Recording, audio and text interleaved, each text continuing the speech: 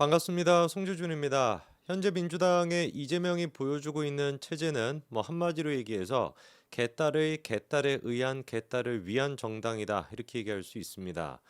박찬대 다 아시죠? 이재명의 그 코딱지 청소부 아니겠습니까?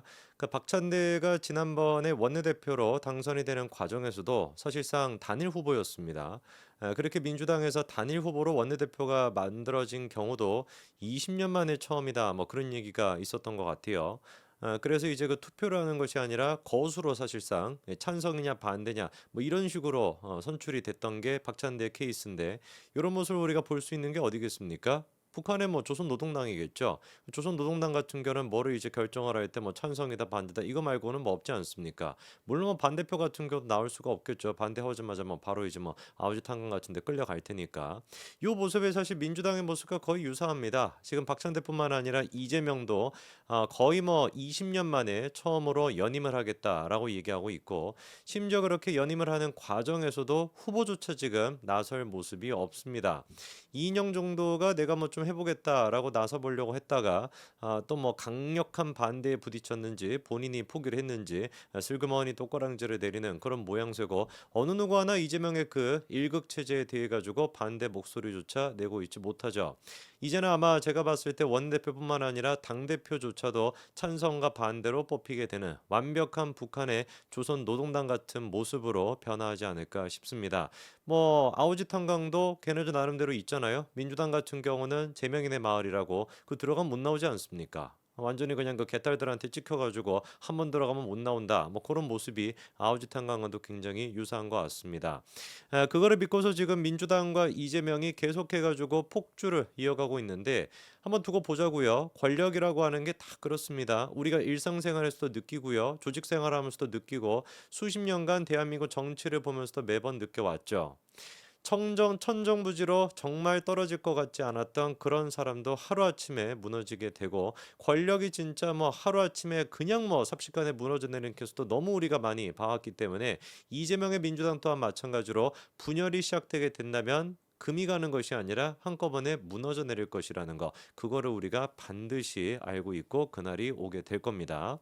자, 벌써부터 지금 이제 민주당 내부적으로도 다음에 차기를 위한 파워 게임에 들어가는 듯한 모습이 있는데요. 이번에 그냥 대놓고 지금 이제 경기도지사죠, 그렇죠? 경기도지사 김동연과 이재명 양측 사이의 갈등이 심화가 되는 모양새입니다. 대놓고 지금 민주당 쪽에서 이런 분열이 나타나는 것도 재미난 모습인데 일단 먼저 성공을 취한 거는 누구부터 취했냐? 민영배가 먼저 나와가지고 성공을 취했습니다. 김동연에게 대놓고 공개적으로 다음과 같이 요청을 한 건데요. 요청이라고 하기에는 좀 그렇고 협박을 했다고 봐야 되겠죠. 이화영 측 요청 자료를 제출해라. 그거 거부한다면 검찰을 돕는 것이다. 민주당 애들한테 검찰이라고 하는 존재가 어떤 존재인지 아시죠? 글자 그대로 적폐고 악마고 그냥 모든 나쁜 수식어가 다 붙어 있는 게 검찰 아닙니까? 놀랍게도 그런데 민영배가 김동연 같은 당이에요. 심지어 같은 당이 김동연을 상대로 뭐라고 합니까? 너 우리 말 들어. 우리 말 안 들으면은 누구랑 똑같은 거야? 검찰과 똑같은 거야? 이런 얘기까지 하고 있습니다. 자, 그럼 구체적으로 뭔 얘기를 했는지를 보니까 사진 한 가지 저희 좀 띄워주시면은요. 민현배가 이런 얘기를 하고 있습니다. 검찰은 이재명 방북 비용 대납 대북 송금 사건이라고 주장하고 있다. 이 쌍방울 사건에 대해서 민주당과 변호인단은 남북 합작 쌍방울 주가 조작 사건으로 규정하고 있다. 검찰 같은 경우는 대북 송금 사건으로 보고 있지만 민주당 같은 경우는 이거를 쌍방울 주가 조작 사건으로 규정하고 있다는 거죠. 망상이죠. 그냥 지들 정신병자 같은 얘기입니다. 그러면서 하는 얘기가 계속 자료 제출을 거부한다면 검찰을 돕는 것으로 이해할 수밖에 없다. 이렇게까지도 얘기하고 있습니다. 자, 그러면은 민영배가 지금 얘기하는 김동연이 검찰을 돕는다. 김동연이 자료 제출을 거부한다라고 했을 때 어떤 자료를 얘기하는 것일까? 바로 요 자료를 얘기하는 것인데요. 다음 사진도 같이 한번 보여주시면은요. 2019년 아시아 태평양 국제 대회 요거에 대한 결과 보고서 제출을 지금 요구하고 있다라는 겁니다. 이거를 지금 요구하는 게 누군지를 보니까 김강민 변호사 그 약간 좀 불독같이 생겼다라고 했나? 좀 험상궂게 생긴 그 변호사 있지 않습니까? 이하영의 변호사라고 하는. 그 김강민 변호사가 지난번에도 뭐라고 썼었냐? 경기도가 밑도 끝도 없이 못 주겠다. 그 아시아 태평양 국제대회 결과 보고서를 못 주겠다면서 열람이라도 자기가 하겠다고 하니까 수사 및 재판 중인 사안이라 그것도 불가능하다라고 한다. 무슨 이따위 답변이 있냐라고 하는데 무슨 이따위 답변이 있는 것이 아니라 원래 그런 겁니다. 글자 그대로 수사 중인 거기 때문에 그거에 대해서 함부로 공개할 수가 없는 것이죠. 애당초 그 문건 자체가 비공개 처리가 돼 있는데 김관민이 왔거나 김관민의 할아버지나 고조할아버지나 누가 오든지 간에 법대로 그거를 공개를 못하는 것이고 법대로 하는 거 민주당 좋아하지 않습니까? 법이 정해져 있는 대로 규칙이 정해져 있는 대로 그렇게 지금 김동연이가 얘기하고 있는 것인데 그거에 대해 가지고 안 내놓으면 너는 검찰이 협조하는 것이다. 이거는 진짜 무슨 뭐 쌍팔년대 조폭 깡패도 안 할 법한 짓거리를 갖다가 같은 지금 당을 상대로 하고 있어요. 민영배가 언제까지 저런 식으로 감투 쓰고 설쳐될지 한번 보겠습니다만 뭐 당연히 그날 멀지 않아 가지고 끝날 겁니다. 김동연이가 그러면 뭔가 정치적인 의도를 가지고 김강민이나 아니면 이제 이재명 측의 비협조적인 모습을 보일까? 약간 그런 것도 없지 않아 있을 수 있을 것 같아요. 지난번부터 김동연이가 묘한 모습을 좀 보이지 않았습니까? 일단 문재인 정부 측에 있었던 문재인 정부에서 대변인 했던 사람들이나 이런 사람들이 속속들이 지금 경기도를 중심으로 해가지고 모이고 있는데 지난번에 같은 경우는 강민석 대변인 또한 마찬가지로 경기도로 갔다 이런 얘기가 있었고 결정적으로 문재인의 최측 그 3인방 삼철 중에 한 사람인 전해철이가 놀랍게도 이제 경기도 도정자문위원회 위원장으로 위촉됐다. 뭐 이런 얘기도 있지 않았습니까? 그러다 보니까 전해철 이런 사람을 중심으로 친문계가 김동연 세력으로 지금 모이고 있는 거 아니냐라고 하는 얘기도 있었고 거기에 활용 정점을 찍었던 게 김동연이가 공식적으로 무슨 얘기까지 했었습니까? 이재명의 연임에 대해서 비판의 목소리를 냈어요. 지금까지 뭐 몇몇 사람들이 이재명의 연임에 대해서 비판의 목소리를 내기는 냈습니다만 대부분 사람들 같은 경우는 그렇게까지 큰 의미가 있지는 않았죠. 근데 김동연 경기도지사 어떻게 보면은 바로 직전에 이재명의 직함을 물려받았던 김동연이가 공개적으로 불신을 자초하는 일이다. 라고도 얘기를 하고 특정인 맞춤 계정이라는 오해를 사기에 충분하다. 왜 하필 지금 하는지 모르겠다 정도로 얘기한 거는 어떻게 보면 굉장히 좀 의미가 있다라고 볼 수 있을 것 같습니다. 뭐가 됐든지 간에 정치적인 목적이 됐거나 그 의도가 뭐든지 간에 김동연은 그냥 법대로 하면 되는 겁니다. 비공개 자료인 것이고 그리고 또 수사가 진행 중인 상황이다 보니까 공개할 수가 없다면 안 공개하면 그만인 것이겠죠.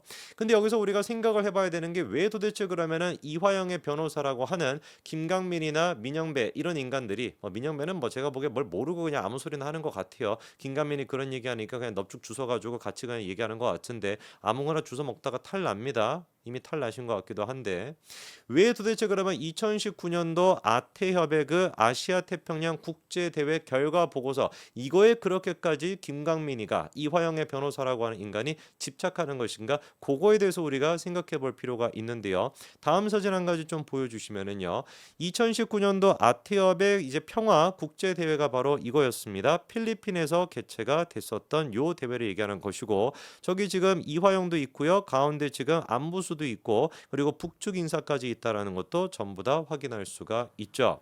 저거 같은 경우는 꽤 큰 행사였습니다. 그리고 원래 저 행사에 이재명도 참석을 했었어야 되는 것인데 재판 날짜가 겹쳐가지고 이재명은 못 갔죠. 자 그러면은 저 행사를 둘러싸고 어떤 일이 있었길래 이렇게까지 얘네들이 집착을 하는 것일까? 간단합니다. 저 자리에서 바로 뭐가 이루어졌다는 거예요. 김성태가 북측에게 이재명 방북 비용 70만 달러를 줬다라고 하는 게 바로 저 대회에서 있었던 일이라는 거거든요.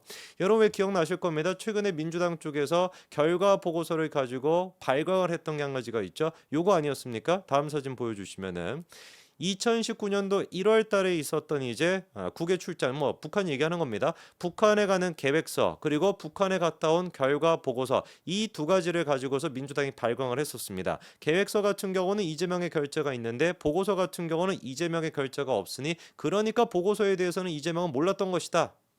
이게 이제 민주당 쪽의 주장이죠. 그리고 뭐 쌍방울에 대한 얘기는 보고서에만 나오고 계획서에는 안 나오기 때문에 이재명이 결재하지 않았던 보고서에 나오는 쌍방울에 대한 얘기를 어떻게 이재명이 알 수가 있겠냐? 이게 지금 민주당 쪽의 주장이거든요. 물론 이제 개떡 같은 소리입니다. 왜냐하면 계획서에도 마찬가지로 이환영과 그다음에 또 김성태의 흔적이 드러나는 부분이 많기 때문에 이미 저거를 이재명이 결제했다라고 하는 사실만 가지고서도 대북 사업에 대해서 이재명이 알고 있었다라는 객관적인 증거가 되는 것이죠. 근데 거기에다가 2019년도 아티아 배그 평화국제대회라고 하는 그 현장에서 김성태가 북측 인사에게 70만 달러를 건네줬다라고 한다면, 그리고 그러한 내용이 결과 보고서에 적시가 되어 있고 그 결과 보고서에 이재명이 서명을 했다라고 한다면, 결제를 했다라고 하면은 이거는 어떻게 되겠습니까? 빼도 박도 못하고 그냥 이화영과 똑같이 9년 6개월, 아니 똑같이는 아니겠죠.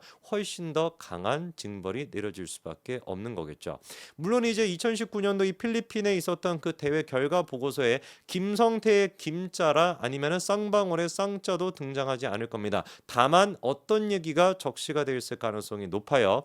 북측과 원활한 합의를 통해서 이재명의 방북에 대한 사항들, 구체적인 사항들을 논의했다. 이런 내용이 적혀 있고 그거에 대해서 이재명이가 결과 보고서에 서명을 했다라고 한다면 한마디로 얘기해서 게임 오버가 되는 거겠죠. 그래서 그거를 사전 차단하기 위해서 지금 어떻게 하는 겁니까? 김강민이나 민주당의 민영배까지 등판해 가지고 그 결과 보고서 빨리 내놔라. 안 내놓으면 김동연이는 검찰에 협조하는 적폐다라고까지 얘기하고 있는 겁니다. 저들이 저렇게 방방 뛰면 뛸수록 우리는 그냥 어떻게 생각하면 되는 거예요? 아, 많이 쫄리긴 쫄리나 보네라고 생각하고 있으면 될 것 같습니다. 김동연이가 끝까지 어떤 포지션을 취할지는 모르겠습니다만 자기 정치적인 목적을 위해서라도 이재명이 가는 게 김동연한테 도움이 되겠죠.